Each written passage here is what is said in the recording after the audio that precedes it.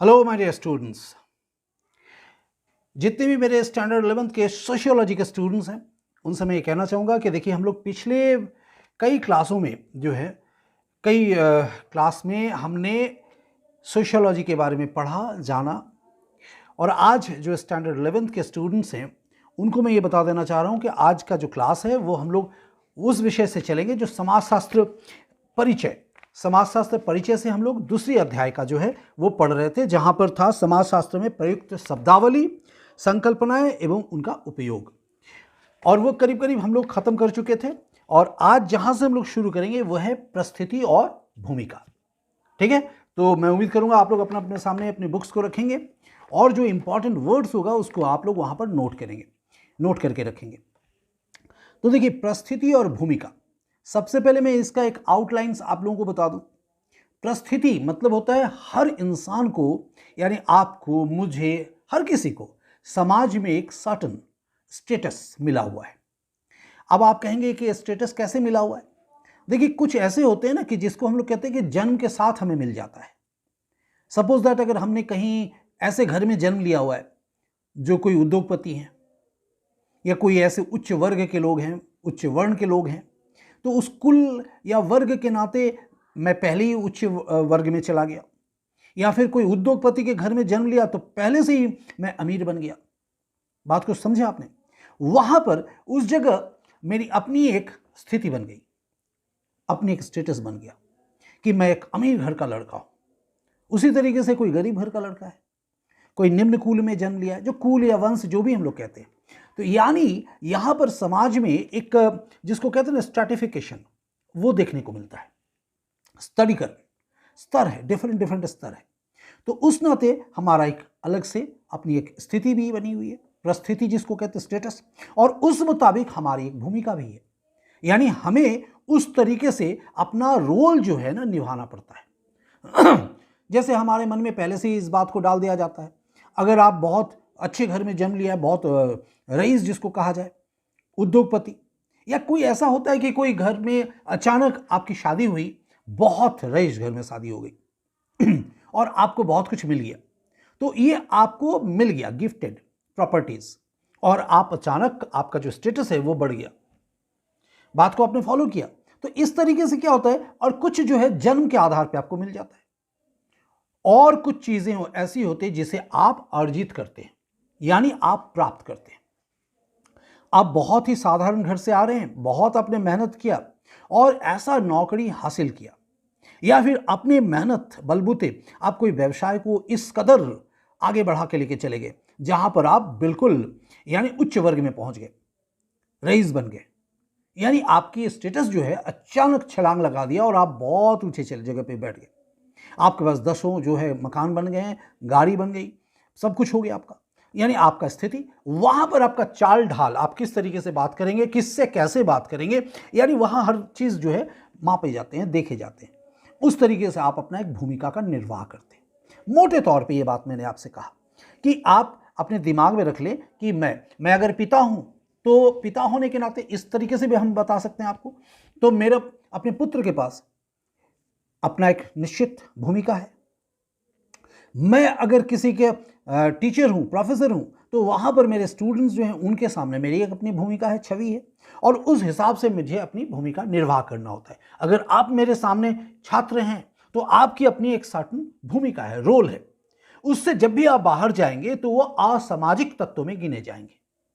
यानी अगर मैं आपसे कुछ इस तरह का बर्ताव करूंगा जो सही नहीं दिखेगा तो वो फिर उस सामाजिक क्रिया में काउंट नहीं होगा। ठीक उसी तरीके से अगर आप अपने दायरे को लांघेंगे तो आपके कार्य जो है, क्रिया जो है, वो सामाजिक नहीं कहलाएगा। यानी हम सभी को अपनी एक निश्चित परिस्थिति से निकलना पड़ता है और उस परिस्थिति के मुताबिक अपनी एक भूमिका जो है, रोल जो है, वह अदा करना पड़ता है। और जहां पर इंसान उस जगह दोनों को अगर ढंग से नहीं मिला पाता है, अगर मानिए हम घर में हैं तो घर में मैं किसी का बेटा हूं, किसी का पति हूं, किसी का पिता हूं, और उस नाते मेरा व्यवहार कुछ साधारण हो सकता है उनके सामने, मगर मैं जैसे ही बाहर आता हूं, लोगों के सामने आता हूं, तो मेरी भूमिका बदल जाती है अकॉर्डिंग टू माई स्टेटस। बात को फॉलो किया आपने? तो यानी बहुत ही एक साधारण सा मुद्दा है, अगर आप इसे समझ लेते हैं, पहले दिमाग में बैठा लेते हैं, तो आपको आगे की बात जो है, जहां हम बुक में लाइन बाय लाइन पढ़ेंगे, और उसको हम लोग क्लियर करते हुए आगे बढ़ेंगे। जैसा कि आप लोगों का मांग होता है कि एक एक चीज़ हम पढ़ के आप लोगों को बताते चले और आगे बढ़ते चले, तो अब आप लोग फॉलो कीजिएगा, मेरे पीछे देखेंगे आप, जो धीरे धीरे चीज़ें आते जाएंगे, आप पढ़ेंगे और जो लोग बुक्स लेके बैठे हैं उनको समझ में आएंगे। तो चलिए अब हम लोग लाइन बाय लाइन पढ़ाई शुरू करते हैं, आगे बढ़ते हैं। देखिए क्या है परिस्थिति और भूमिका, यानी इन दो संकल्पनाओं जो है परिस्थिति और भूमिका को अक्सर युगल संकल्पनाओं की तरह देखा जाता है। युगल मतलब द्वैत, दो मिला हुआ, तो ऐसे ही कार्यक्रम के रूप में देखा जाता है, यानी जैसा परिस्थिति होगा वैसे ही भूमिका होगी, जिस तरह का आपका स्टेटस होगा उस तरीके से आपका रोल होगा। परिस्थिति समाज या एक समूह में एक स्थिति है। देखिए अभी मैंने आपसे कहा यह एक स्थिति है। प्रत्येक समाज और प्रत्येक समूह में ऐसी कई स्थितियां होती हैं और प्रत्येक व्यक्ति ऐसी कई स्थितियों पर अधिकार रखता है, उसको अपना एक अधिकार प्राप्त होता है ऐसी परिस्थिति पर, और उसी अनुरूप वो अपना भूमिका का निर्वाह करता है। अतः परिस्थिति से तात्पर्य सामाजिक स्थिति और इन स्थितियों से जुड़े निश्चित अधिकारों और कर्तव्यों से है। अभी ये बात भी मैंने आपसे कहा कि जिस तरीके से हमारा परिस्थिति होगा उससे जुड़ा हुआ हमारा अधिकार होगा, उससे जुड़ा हुआ हमारा कर्तव्य होगा, जिसका निर्वाह हमें करना होगा। उसको यदि हम चुकेंगे तो फिर हमारा कार्य जो है वो गलत होगा, ऑटोमेटिकली गलत होना है, और लोगों के निगाह में वो खटकेगा, यानी गलत दिखेगा। उदाहरण के लिए माँ, अगर हम देखें माँ की एक परिस्थिति होती है जिसमें आचरण के कई मानक होते हैं, कई ऐसे मानक होते हैं, यानी कुछ सर्टेन पॉइंट्स होते हैं, एलिमेंट्स होते हैं, और साथ ही निश्चित जिम्मेदारियां और विशेषाधिकार भी होते हैं। माँ को यूं कहा जाता है ना, जैसे अक्सर हम लोग कहते हैं कि एक पूरे परिवार में माँ का रोल एक अलग होता है। वो परिस्थिति है कि वो माँ है। अब यहां देखिए बहुत विस्तृत बात हम लोग यहां डिस्कस कर रहे हैं। उनको परिस्थिति मिली हुई है कि वो माँ है।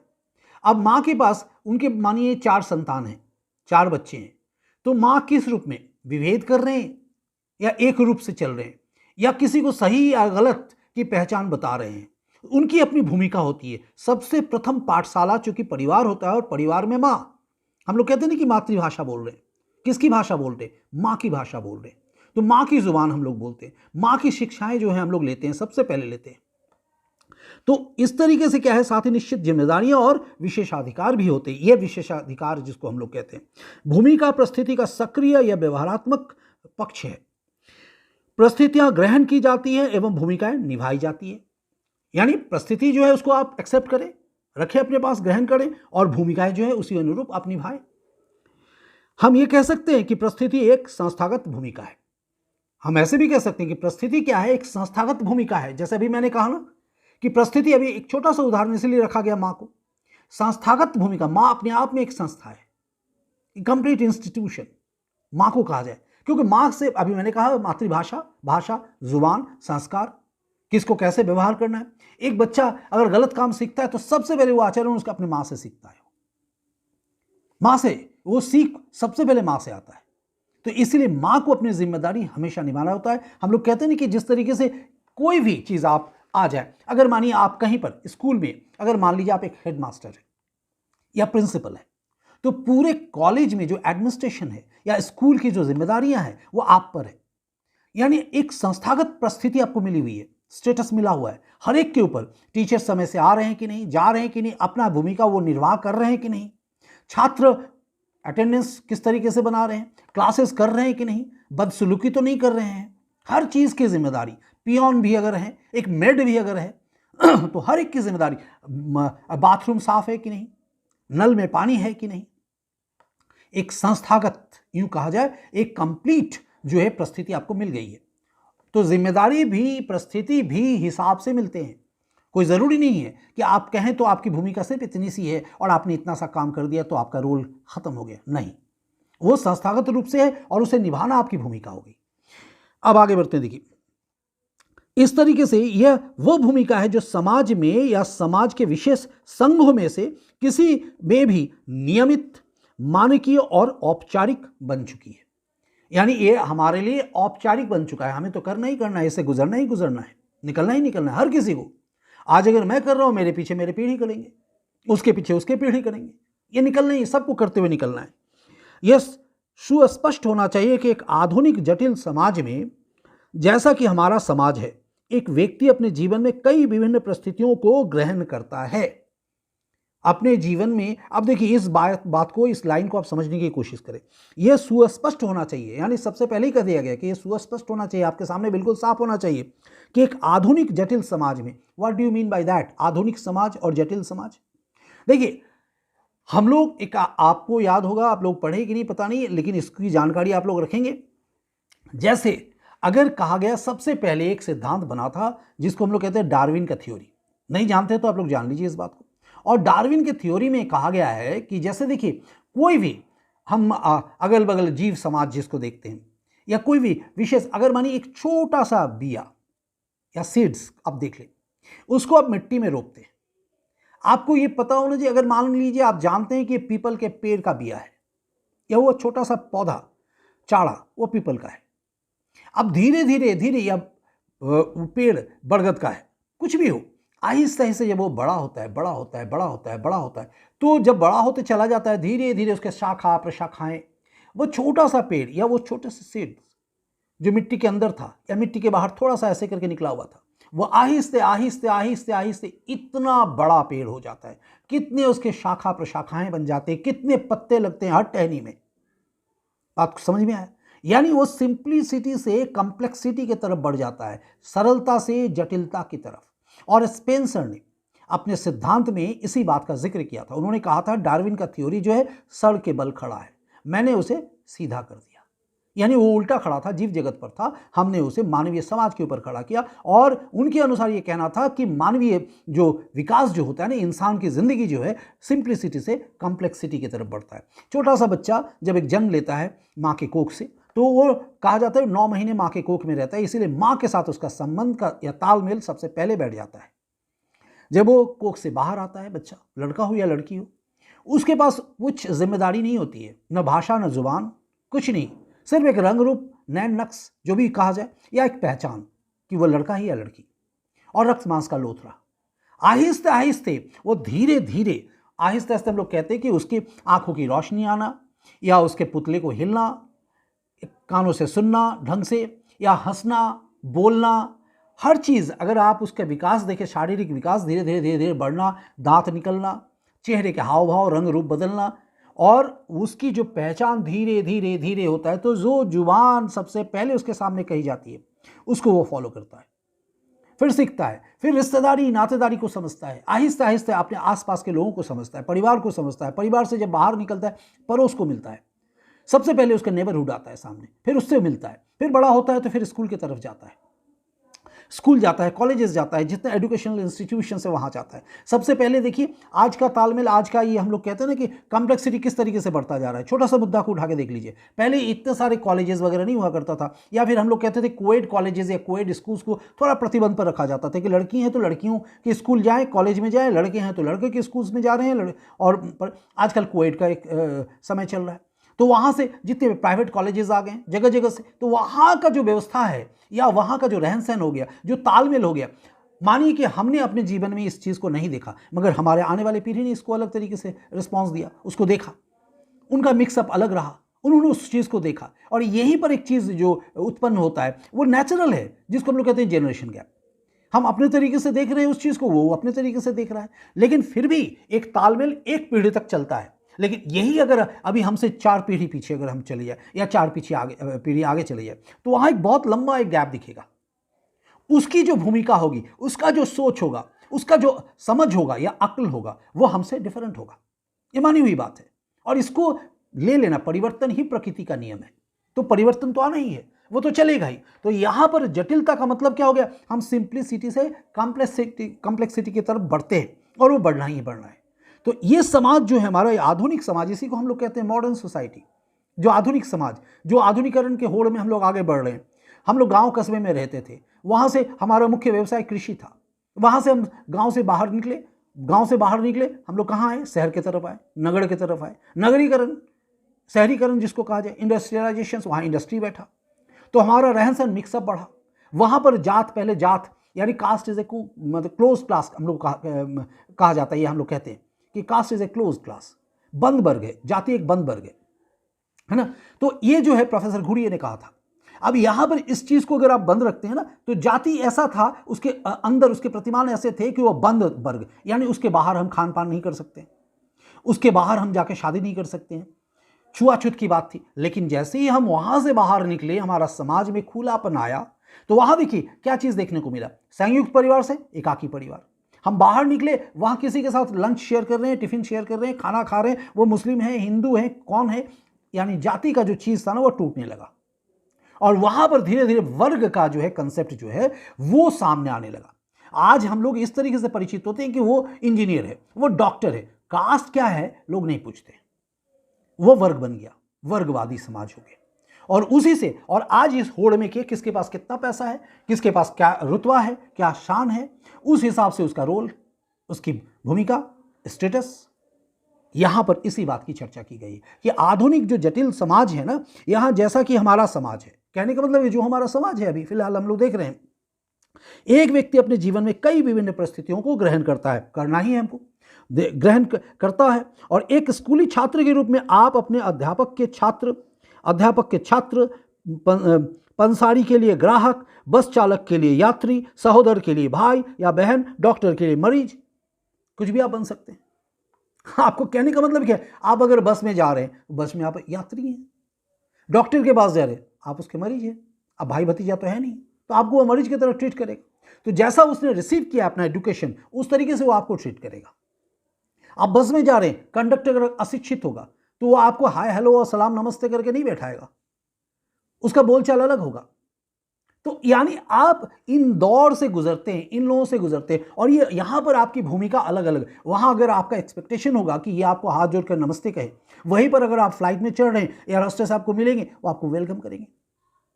तो देखिए एक ही जगह में भूमिका अलग अलग हो गए, एक वहां पर जो रिस्पॉन्स मिलेगा वो अलग होगा, रिस्पॉन्स यहां पर अलग मिलेगी। तो हर परिस्थिति में उसकी भूमिकाएं जो है अलग अलग तरीके से आपको रिसीव करना होगा।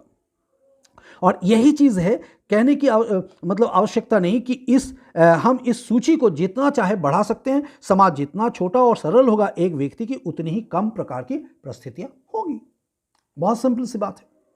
हम देखते हैं कि एक आधुनिक समाज में व्यक्ति की बहुत सी परिस्थितियां होती है, जिसे समाजशास्त्रीय रूप से परिस्थिति समुच्चय का नाम दिया गया है। उसी को हम लोग परिस्थिति समुच्चय यानी ग्रुप में कहते हैं, समुच्चय कहते हैं। व्यक्ति अपने जीवन के विभिन्न चरणों में, स्टेप में अलग अलग परिस्थितियां ग्रहण करते हैं। जैसा कि अभी मैंने आपसे कहा, इसका जिक्र किया, एक पुत्र पिता बन जाता है, पिता दादा बन जाता है, और फिर परदादा, एवं यह क्रम इसी तरह चलता रहता है। अभी मैंने कहा ना कि 4 पीढ़ी बन गए। तो एक बच्चा जन्म लिया, अब वो बच्चा था, बेटा था, कल वो पिता बना, पति बना, फिर वो दादा बना, चाचा बना किसी का, मामा बना किसी का, और उसी अनुरूप उसका क्या है, रोल जो है, भूमिकाएं जो है बनते चले गए। ये ध्यान में रखना है। इसे परिस्थिति क्रम कहते हैं, और इसको हम लोग क्या कहते हैं, परिस्थिति क्रम में आ रहे हैं, क्योंकि इसका अर्थ जीवन के अनेक चरणों में प्राप्त की गई परिस्थितियों से है, जो एक क्रम में आती है। ठीक है, यहां तक। प्रदत्त परिस्थिति एक सामाजिक स्थिति है। यह सामाजिक स्थिति है प्रदत्त, जो एक व्यक्ति जन्म से अथवा अनैच्छिक रूप से ग्रहण करता है। इसको हम लोग कहते हैं प्रदत्त परिस्थिति। मैंने पहले ही कहा ना, परिस्थिति 2 तरह से हमारे सामने आ जाता है। एक प्रदत्त, जो आपको मिल गया, आपको इच्छा हो या ना हो, अगर आप सोच रहे अभी मुझे यहां क्यों जन्म मिला, मुझे मिल गया है। और एक है अर्जित, जिसको आप प्राप्त करेंगे। तो प्रदत्त परिस्थिति एक सामाजिक स्थिति है, जो एक व्यक्ति जन्म से अथवा अनैच्छिक रूप से ग्रहण करता है। प्रदत्त परिस्थिति का सामान्य आधार आयु होता है, जाति होता है, प्रजाति और नातेदारी है। सरल और परंपरागत समाज प्रदत्त परिस्थिति से चिन्हित होते हैं। ठीक है। दूसरी तरफ अर्जित परिस्थिति वह सामाजिक स्थिति है जो एक व्यक्ति अपनी इच्छा, अपनी क्षमता, योग्यता जिसको कहे, उपलब्धियों, सद्गुणों और चयन से प्राप्त करता है। अर्जित परिस्थिति का सामान्य आधार शैक्षणिक योग्यता, जैसे आप शैक्षणिक योग्यता जितना आपका बढ़ेगा, जिस तरीके से आप जाएंगे उस तरीके से आप प्राप्त करेंगे। आय और व्यवसायिक विशेषज्ञता है। आधुनिक समाज को उपलब्धि के आधार पर आंका जाता है। आज का समाज, मैंने पहले ही आपसे कहा, वर्गवादी समाज हो गया, यानी जितनी आपकी उपलब्धि है उस हिसाब से लोग आपको आंकेंगे। आपके पास कितने धन दौलत है, कितने घर हैं, कितने गाड़ी हैं, यही लोगों की आजकल जो है, जिसको कहा जाए मापन विधि है। उसको देखकर हम उसका आकलन कर लेते हैं। आंका जाता है। इसके सदस्यों को प्रतिष्ठा उनकी उपलब्धियों के आधार पर प्रदान की जाती है। आपने अक्सर ये वाक्यांश सुना होगा, आपको अपने आप को साबित करना है। ये हर लोग कहते हैं, आपको अपने आप को साबित करना है। You have to prove yourself, आप क्या हो, क्योंकि कोई यहां पर आपको उठा के किसी गद्दी में नहीं बैठाएगा। और यह कथन 100% सत्य है।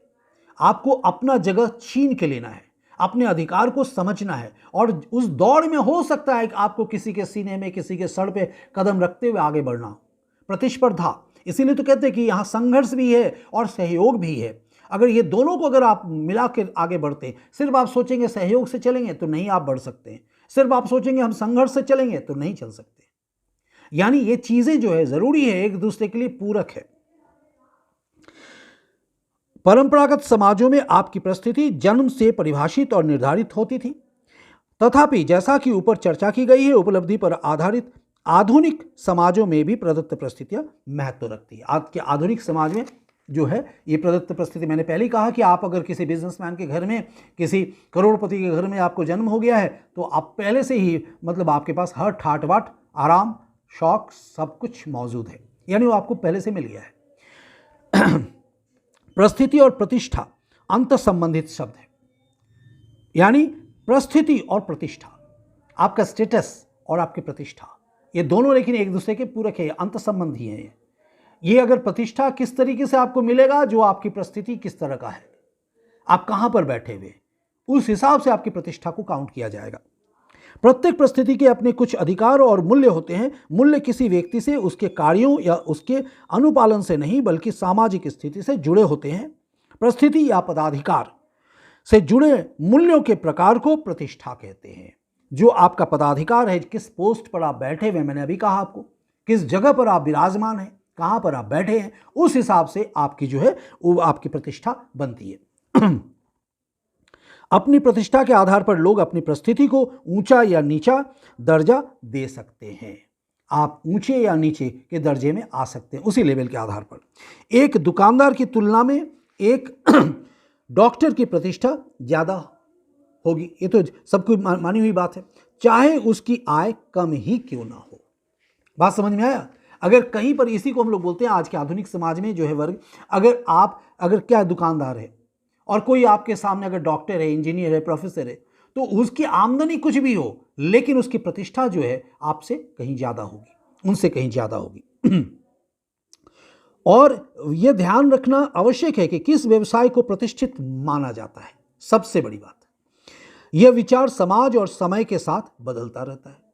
समाज और समय के साथ ये चीजें जो है बदलते रहती हैं। पहले, आज देखिए एक छोटी सी बात मैं आपको बता दूं।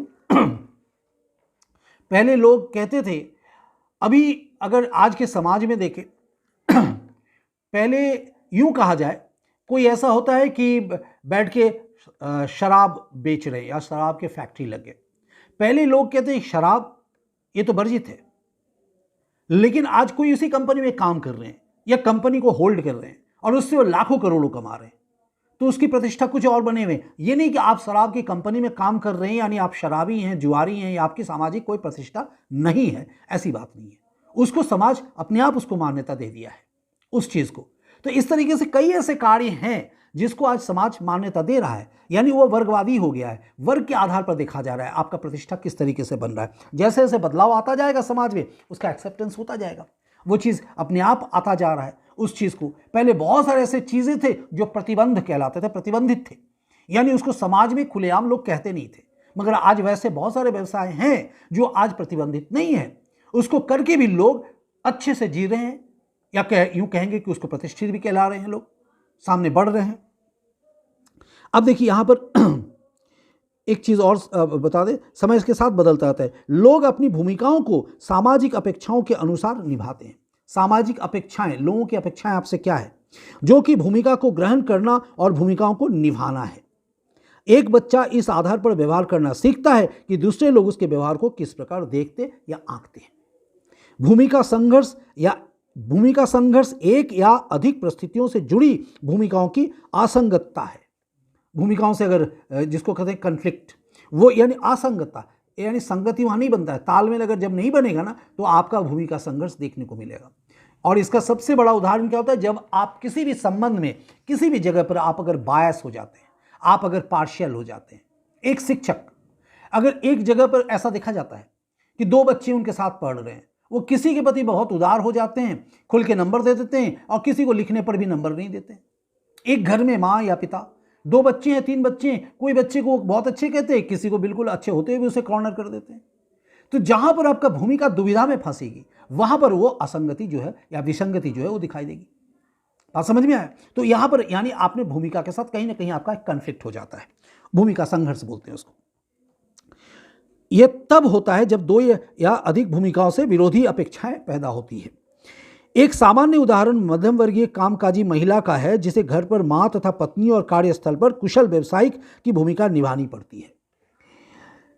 यह एक सामान्य मान्यता है कि पुरुष भूमिका संघर्ष का सामना नहीं करते, साधारणतः नहीं करते।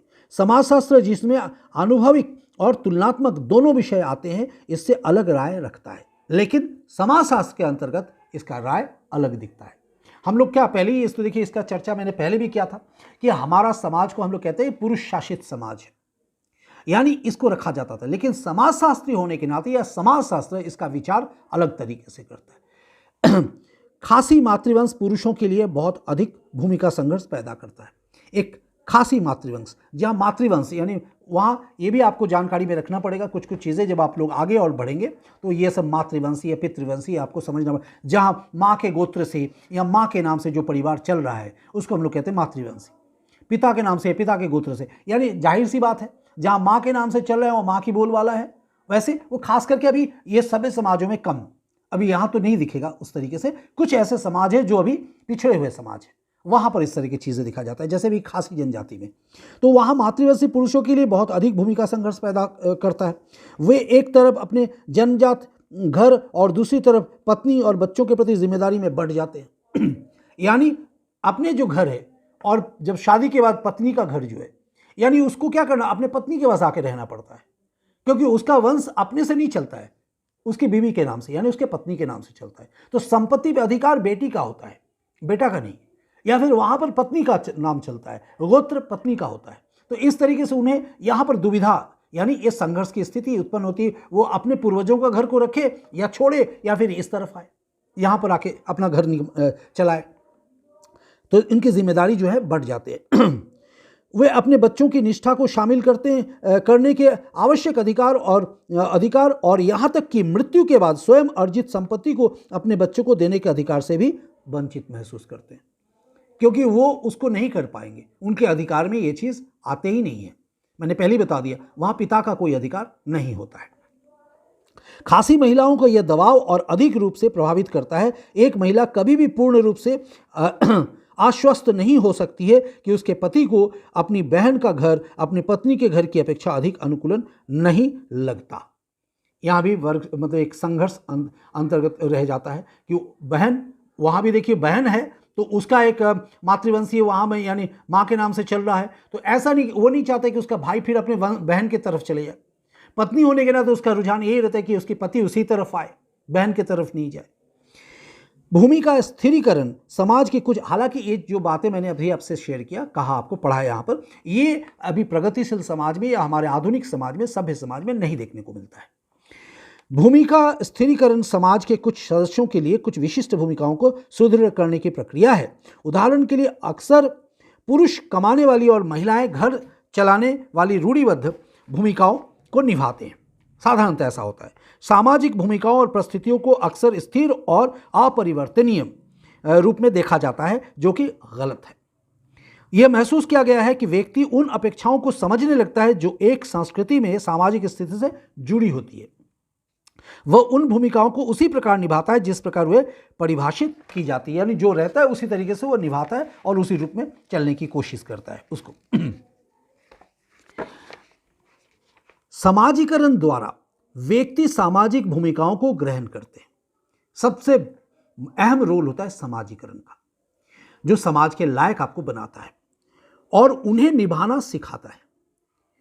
तथापि इस मत को गलत रूप से लिया जाता है। वो बताता है कि व्यक्ति भूमिकाओं को बनाने अथवा सौदा करने की बजाय सिर्फ उन्हें ग्रहण करता है। वास्तव में समाजीकरण वह प्रक्रिया है जिसमें मनुष्य कर्ता की भूमिका निभा सकते हैं। कर्ता जो है उसकी भूमिका सबसे अहम होती है और वो निभा सके, ये बात समाजीकरण के तहत सिखाया जाता है। वे केवल निष्क्रिय वस्तु नहीं है जो निर्देशों की प्रतीक्षा करते हैं। व्यक्ति सामाजिक अंतर्क्रिया की निरंतर चलने वाली प्रक्रिया द्वारा सामाजिक भूमिकाओं को समझने और अपनाने लगते हैं। यह विवेचना शायद आपको व्यक्ति और समाज के संबंधों को समझने में मदद करेगी। व्यक्ति और समाज पारस्परिक संबंध एक दूसरे के पूरक है, जिसके बारे में हम पहले अध्याय में पढ़ चुके हैं। भूमिकाएं और परिस्थितियां न ही स्थिर होती है और न ही किसी के द्वारा प्रदान की जाती है। पहले बता दिया हमने कि एक प्रदत्त है और दूसरा अर्जित। लोग भूमिकाओं और परिस्थितियों में जाति या प्रजाति अथवा लिंग पर आधारित भेदभाव के खिलाफ संघर्ष करते हैं। दूसरी तरफ समाज में कुछ विभाग ऐसे होते हैं जो इन परिवर्तनों का विरोध करते हैं। कुछ जहां रूढ़िगत समाज ऐसा होता है जो इन आधारों पर चलते हैं। उसी प्रकार व्यक्तियों द्वारा भूमिकाओं का उल्लंघन करने पर उन्हें प्रायः दंडित किया जाता है। अगर आप अपनी भूमिका को, मैंने पहले बताया था, अगर आप अपनी भूमिका को निर्वाह नहीं करते हैं तो आप सामाजिक नहीं कहलाते, यानी समाज आपको किसी न किसी रूप में दंडित करता है, चिन्हित करके आपको दंडित करेंगे। अतः समाज न केवल भूमिकाओं और परिस्थितियों के साथ बल्कि सामाजिक नियंत्रण के साथ भी कार्य करता है। यानी अब देखिए यहां पर हम लोग परिस्थिति और भूमिका से किस तरफ आ गए, यानी हमारे ऊपर एक नियंत्रण भी लागू रहते हैं जो हम लोग नेक्स्ट क्लास में पढ़ेंगे। तो अभी हमने देखा परिस्थिति और भूमिका है। अब ये परिस्थिति और भूमिका हम कैसे पालन करें और नहीं करेंगे तो हमारे साथ क्या हो सकता है, ये तय कौन करता है? नियंत्रण, यानी सामाजिक नियंत्रण, सोशल कंट्रोल। और ये कंट्रोल किस तरीके से हमारे ऊपर लागू होता है उसके भी कई तथ्य हैं। कुछ औपचारिक तथ्य हैं, कुछ अनौपचारिक तथ्य हैं, जिसको हम लोग आगे नेक्स्ट क्लास में पढ़ेंगे। तो आज के लिए इतना ही, और मैं उम्मीद करूंगा कि आपको समझ में आया होगा। इसको आप पढ़ेंगे और इसमें से जो हर छोटे छोटे जो सवाल निकलते हैं, जो क्वेश्चंस निकलता है, उसको आप बनाने की कोशिश करेंगे, आंसर्स स्वयं लिखने की कोशिश करेंगे और सबसे पहले इस पूरे चैप्टर्स को आप समझने की कोशिश करेंगे। मैंने इसको तोड़ के आपको समझाने की कोशिश किया है। आई होप कि आपको समझ में आया है। और कहीं भी अगर कोई तकलीफ हो, कोई प्रॉब्लम हो तो ज़रूर आप एक कमेंट यहाँ ड्रॉप करेंगे, ठीक है। और अगर आपको अच्छा लगा हो तो आप मेरे चैनल को सब्सक्राइब करेंगे ताकि आपके साथ बहुत सारे ऐसे स्टूडेंट्स जो यहाँ जुड़ सकते हैं और इस तरह के फायदे जो हैं वो ले सकते हैं। So all the best, take care, bye bye.